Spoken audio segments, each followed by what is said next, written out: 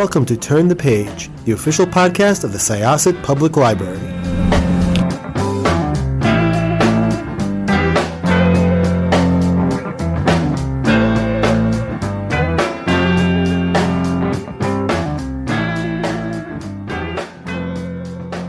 Hi, and welcome to Turn the Page podcast. I'm Katherine, your friendly neighborhood reference librarian, and today I'm very excited to talk to our guest about his new historical fantasy. Would you like to introduce yourself? I'm Cameron Sullivan, and my debut book, The Red Winter, is coming out in February 2026. Very exciting. So, The Red Winter, this is your first book? Yes, it's my very first novel. It's been in the works for a very long time, and it's very exciting for it to be coming out so soon. Well, congratulations. It's quite an accomplishment, and it is a phenomenal first book. I was talking to coworkers earlier, and they asked if I was nervous since this is my first interview. And I said, no, I'm not nervous about talking to you because I'm so excited about it. I'm only nervous that I'm going to mess up like the actual podcast technicalities. So this is your first book. You are obviously, understandably excited about it. What was your writing process like? So, writing this for as my first book, I wrote it as a passion project, really. I was working as a copywriter and working in a coffee shop on weekends, and it was very much my, I guess, a hobby, for want of a better word. It combines all of my passions for history and mythology and writing in one place. And it was actually during the pandemic lockdowns here in Melbourne that I sort of finished it and thought I should do something with it. So it was very much a labor of love over a number of years that I finally finished when I had the time. And it's from there, it's been incredible. You can tell when you read it how passionate you are, not only just about the historical aspects of it, but also like the fantasy aspects as well. I don't think we mentioned it earlier, but The Red Winter is a story that talks about the werewolf hunts of France in 1766. And the story itself spans years before and after that time period. And it's woven together really quite beautifully. But you do have like a very solid grasp on the history of that time and that place. There were several times where I like went to Google. I'm like, I wonder if this is a real person. I'm like, oh my goodness, it is a real person, and they're horrible. They're not a good person. Yeah, I those parts of the history itself, kind of where the story started, because there is the hunt for the Beast of Gévaudan, which is the event that the main thrust of the book is based around, is so well documented, and there are so many incredible characters that we can get a real sense of from, there are letters that they wrote, there are official documents from the king and the church and the local people. It was around the time that the newspaper press was really starting to become widely used. So there are a lot of printed, distributed. There's political cartoons. There's sort of wanted posters for what's essentially a monster. So all of those things made it really fun to research. And there's also a level of sort of wild speculation and uncertainty that you can really feel in the documents. People had no idea what this thing was. Killed over 100 people in less than 2 years. So, quite incredible. If that was happening today, it would be global news also. So the history itself, where the uncertainties are, where there were conflicting accounts, or where even in a kind of scholarly sense, where things say sources diverge or experts disagree, that's where the story came from. What were those little uncertainties? What were the friction points, and what story could have been happening in the background? And that's how it all started for me. Wow, that is so cool. The main character is Sebastian. There are other characters that come into play and narrate certain sections of the book. I dearly love Livia so much. Uh, but I think that what was really interesting in terms of like how you were writing things out was that you put footnotes throughout the story. You'll be reading something and you could have any number of footnotes in a given chapter, and it kind of has like written like asides from the narrator of that chapter, whether it is background, history, uh, you know, knowledge that you need to know to understand like the world magic system, personal asides of what they were thinking in that moment. What made you decide to do that? Because it was such a fun thing. And every time I saw a footnote, I was like, oh, I can't wait to see what this person has to say. That actually happened quite organically. I think because I'd been studying, well, I guess researching the history, and history is often written that way. It's full of footnotes and side references, but also it came largely from the character of Sebastian because he is a professor. He's lived for thousands of years. He has a lot to say about. He's sort of a tour guide through this period of history, and as a character, he's quite bookish and a little bit of a know-it-all. So I found it really easy just to insert the footnotes with a note to myself that if it didn't work, I could just get rid of it later. But they actually built up into something that became exactly what you're saying, uh, a side reel to everything else that's happening. And then when other characters come in, so Livia, for example, her footnotes are almost making fun of Sebastian's system, saying what a ridiculous, like how important does he think he is that he's got to footnote everything he writes. So it became it started, I guess, as a sort of scholarly, people will want to know about these important background details, and evolved into a really fun way of expanding on the characters. And so I kept it up. And there were many, many more footnotes that didn't make the final edit. Oh. And quite rightly, it's already a very long book. But I think what's there is absolutely perfect. They give all of those little insights that I want people to enjoy. I did enjoy them, but I think beyond enjoying the side notes and like, these background thoughts of what they were thinking, I thought it was a really great way to get the reader up to speed with how the world operated. Because a lot of times, like, it's a fantasy setting. You have to catch readers up on what the magic system is, so to speak, how things work here. And I find that a lot of times dialogue and story flow can be really bogged down with, oh, wow, this fantastical thing. How does this work? Well, actually, like it kind of puts a block in the flow of things where I found that your footnotes were very organic for, to put a word to it. It was an easy way to keep the story flowing. It was something that I enjoyed and almost kind of anticipated. I was like, oh, I know someone has something to say about this. Yes, absolutely. And I think it's almost, as a writer, it's almost a bit of a cheat in the sense that um, you're exactly right in terms of dialogue and kind of exposition, descriptive writing. It does feel very clunky to start talking about the rules of the world that you're in, because that's not what people do. Like if someone's riding a horse, they don't suddenly start thinking about care and maintenance of horses and what they need to do with them. So do you then have a character who's an expert on horses to make all of that make sense? Or do they have a weird conversation about horses? So I didn't have to do any of that with this. I could have Sebastian, who's got this, I guess, critical distance, given that he's the narrator and also lives for thousands of years, and he can insert those details where necessary. And you don't need to read them either. That's I think something really important when I was writing the footnotes is that they add detail and flourish and interest and humor to the story, but you don't need to read them to understand the whole thing. I want you to, obviously, but the main thrust of the story is unchanged by the footnotes. So yeah, they're just fun, interesting asides most of the time. Well, if people aren't reading the footnotes, they're missing out.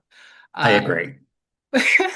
but okay, that's very cool. But you just mentioned that Sebastian has lived for thousands of years, which was also fun for me to track. I was like keeping a notepad of like all the different characters and like thoughts I was having and this, that, the other, but it's never outright stated, oh, this is how old these characters are. They'll make an offhanded comment about being friends with somebody in X time, and you're like, wait a second, who the heck is this? So you'll go and research and who this person is. And you're like, oh, he's way older than I ever could have imagined.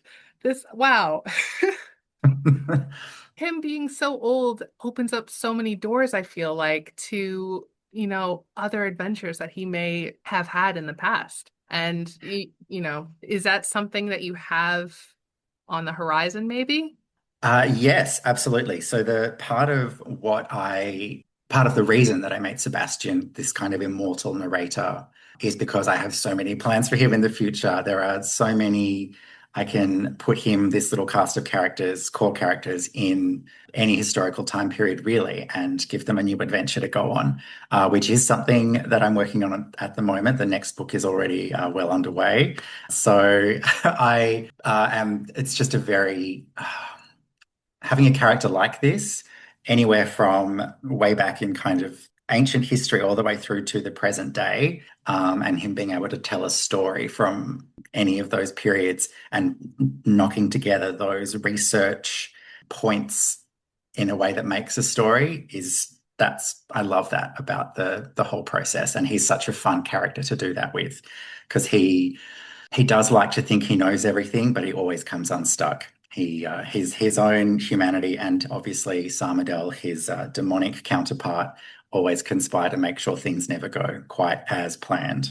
Yes, their relationship I find so interesting because to be stuck with any one person I'm stuck with one person for a week and I go crazy. They're stuck together for thousands of years. But they have such an interesting relationship with each other because they're not just conspirators. They are friends, they are teacher and mentor, they are lovers, they are enemies in a sense.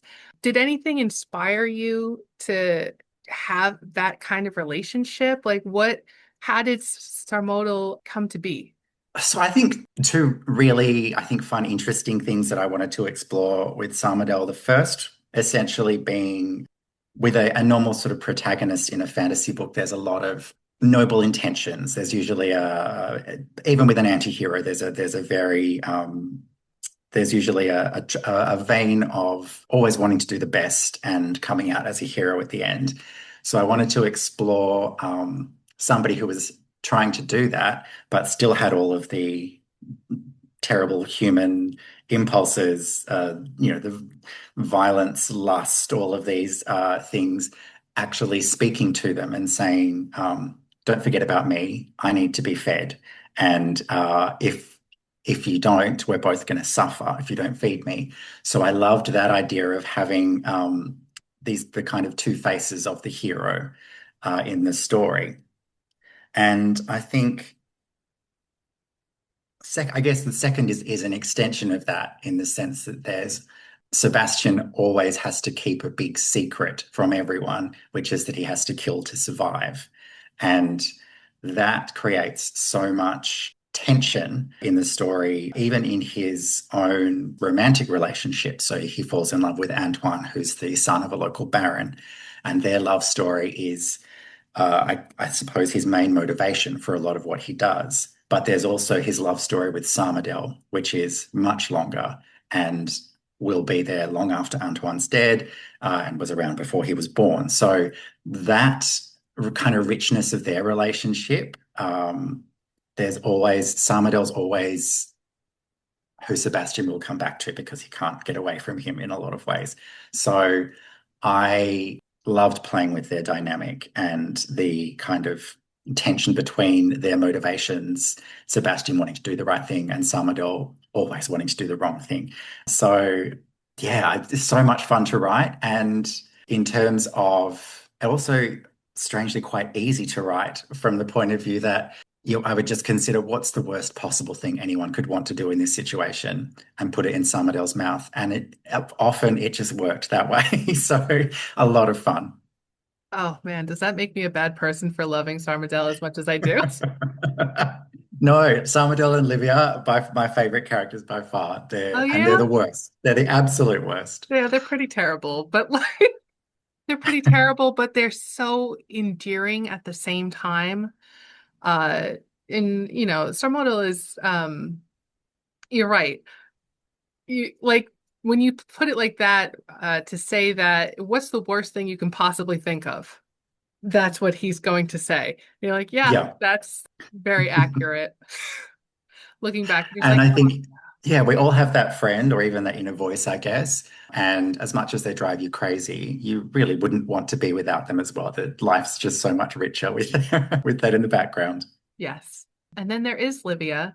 And Livia is kind of like a secondary narrator in the book. She writes the addendums that take place, what, 300 years before the main story takes place.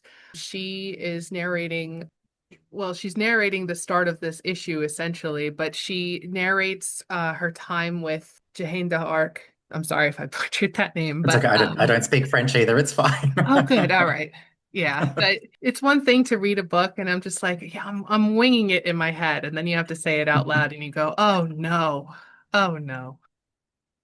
I'm just saying Joan of Arc just to spare myself the embarrassment. So I'm very happy with that. Okay, so she kind of narrates a bit of Joan of Arc's story then in 1430 something. And what an interesting story that is, where, when I started the book, I was like, oh, okay, this is cool, like a cool little addition to the rest of the story. We get this like side quest almost, like 300 years back, and we hear Livia's point of view about what happened to Joan of Arc and her connections with the Almighty and Christianity as we know it, and what actually happened then and where things went from then.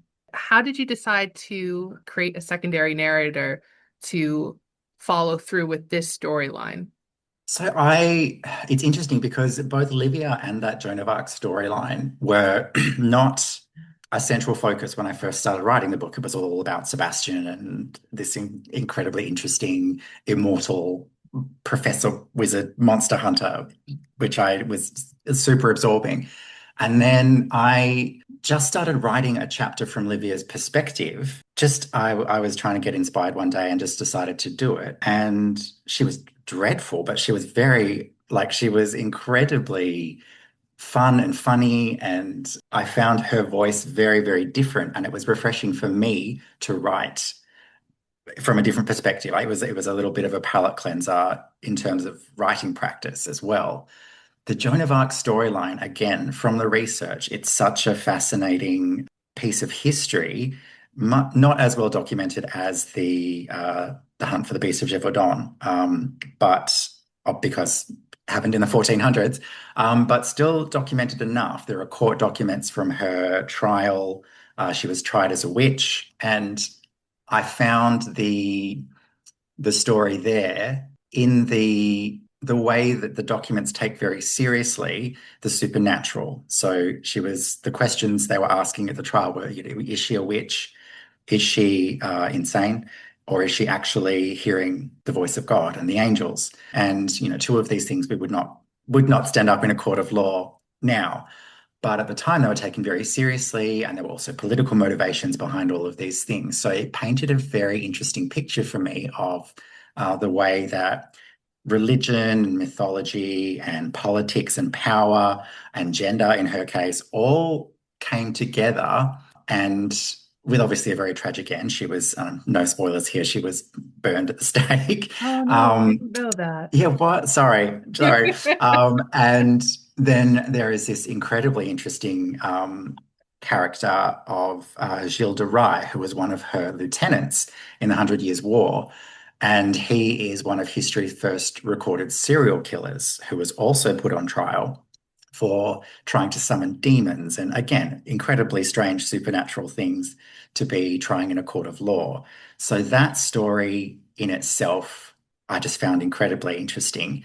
And it tied in the what I was missing from the main story, which was a kind of origin point. It put that together for me, and from there it was all on. I think I wrote that section all in one hit in a couple of months. Okay. Yeah. Yeah, I uh Gilles was one of those characters where I was like, surely this is not a real person. And then you look into it and you're like, oh no. Oh no. Yeah. He was bad and he was terrible. Yes, and you've also, with those documents, again, same with Joan of Arc, you've got to look at that old saying, history is written by the victors. The people who tried him were, yes, they were the authorities, but they were also sort of his political rivals and his family who were very unhappy with how he'd been spending their money. So how much of that's true? How much of it was just an absolute smear on his character so that everyone could wash their hands of him and move on? But all of it very, very interesting. And what I really enjoyed about it is that it's inspired other things, sort of folklore, like the Bluebeard myth, those kind of things, sort of inspired by Gilles de Rais, because he kind of captured, again, the public imagination at the time. I guess we'll never know really how many demons were involved with him and his serial killer tendencies. Yeah, probably for the best, I think. Probably for the best, but you took a really good crack at it, so good job with that. Um, and one last compliment before I start to wrap things up. This is a historical fantasy, and it takes place over the span of a couple hundred years. You know, there's really three main time periods that we touch upon. It's the 1430s, roughly, 1766 at the height of the Red Winter, and 20 years later, following the aftermath of what has happened. And it's not written in a linear fashion. You are weaving back and forth between different time periods, which I am interested to find out why you decided to do it like that and how long it took you to piece all those puzzle pieces together. But also, I just want to say that I sometimes you read narratives like that where there are multiple storylines going at the same time. And, oftentimes you have like a favorite storyline. You're like, I guess I have to read this storyline again. It makes sense. I have to do it, but I prefer this other storyline. This one, every time I finished a chapter, I was like, oh my goodness, I need to know exactly what happens in this chapter. But oh my gosh, I can't wait to read what happened in this other storyline. Like each time you jump from storyline to storyline, you're rewarded. It's such a great ride of a book. It flows so well. And the readers are given like hints of what may or may not be happening at any given time. So like if you could see the spiderweb board on my in my room with like who's connected to this person, when did this person die, how do they know this, and why did this happen then, and what's going to happen next? Like you just did such a great job keeping the flow of everything so well done. So that's the compliment part. Thank But you very much. but I wanted to ask, how did you decide to weave the story together like that? And how hard was that? Because I can't even imagine. Sure, it was very difficult. I think that was the most difficult part, was piecing it all together in a way that the tension and the disclosure happen at the right moments, because from the beginning, Sebastian knows the whole story and he could just tell you what happened. Like there's no mystery for him in a lot of ways. But the 1760s, the Red Winter itself, is being narrated in the 1785 timeline. So it's almost a story within a story. And part of why I wanted to do it that way is because it says a lot about Sebastian's character, the choices he makes in how to tell that story. And it also, in terms of it being a lot of fun to write, the two storylines bounce off each other in a way that makes, I think, less dead air in some ways. You can kind of, while not much is happening in the 1780s, Sebastian's telling the story, so we can kind of slip back into the 1760s and hear what he's saying. And then when there's a little pause in that storyline, we come back into the 1780s and someone's getting eaten. So there's a lot of, it was just, and honestly, as a writer, some of those changes are me just wanting to switch it up. I finished a really satisfying part of one storyline, and I wanted to let that rest for a minute, and so I would switch to the other one, and then that would flow on very organically. So the person hearing the story in the 1780s would ask a question and say, "Hang on, but you just said such and such happened. Tell me more about that now." So they became almost a conversation with each other, the two storylines. And once I hit on that dynamic, it became much easier to piece them together. And you say you had a sort of spider web in your room. I guarantee it's nothing compared to the chart I had on my wall with every chapter mapped out and who was saying what when and what they were allowed to know and not allowed to know. Yes, so it was very difficult, but it also so very satisfying and fun. I really, really enjoyed making that. It's almost like a word puzzle, putting it all together like that.